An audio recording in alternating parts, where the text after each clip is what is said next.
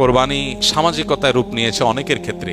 চক্ষু লজ্জা, মানুষ কি বলবে, আমার পশুটা কত বড়, এটা জাহির করা একটা প্রবণতা এসে গেছে আমাদের সমাজে। বিশেষ করে কোরবানিকে ভালো নিয়ত করলে অনেকে মনে করে এটা হলো গোশত বিতরণ উৎসব। সন্দেহ নাই, কোরবানির একটা গুরুত্বপূর্ণ আমল হলো ফাকুলু মিনহা ওয়া আত'আমুল কানিআ ওয়াল মু'তার, ফাকুলু মিনহা ওয়া আত'আমুল কাবাইসাল ফাকির। আমরা দরিদ্রদেরকে দান করব কোরবানির গোশত, এটা একটা আমল, সন্দেহ নাই। কিন্তু এটাকেই কোরবানির মূল উদ্দেশ্য বানিয়ে ফেলেছি আমরা আজকাল। কোরবানিতে যে ত্যাগের মহিমা আছে, আল্লাহর নির্দেশের সামনে নিজের ইচ্ছাকে কোরবানি করার শিক্ষা আছে, এর সূচনাতে যে শিক্ষা আছে ইব্রাহিম আলাইহিস সালাম থেকে নিয়ে এবং এখনো পর্যন্ত সেই যে শিক্ষাটা আছে সেটা অনেক সময় আমরা ভুলে যাই, যেটা আমাদের কোরবানির আসল উদ্দেশ্য সেটাকে ব্যাহত করে। পাশাপাশি কোরবানি এর পশু প্রদর্শন করে বেড়ানো, বিশেষ করে বাহবা নেওয়ার জন্য এবং অন্যদের থেকে নিজেকে শ্রেষ্ঠ প্রমাণ করবার জন্য, এটাতে একেবারেই ইখলাসের সাথে অসঙ্গতিপূর্ণ বিষয়। বাকি ছেলেদের, কিশোরদের কোরবানিকে ঘিরে আনন্দ, পশুকে ঘিরে আনন্দ এবং সেটাকে নিয়ে সামাজিক যে উৎসব মুখর পরিবেশ তৈরি হয়, সেটার ভালো দিক হলো এটা ইসলামিক একটা কৃষ্টি, একটা কালচারকে ডেভেলপ করে, একটা প্রতিষ্ঠিত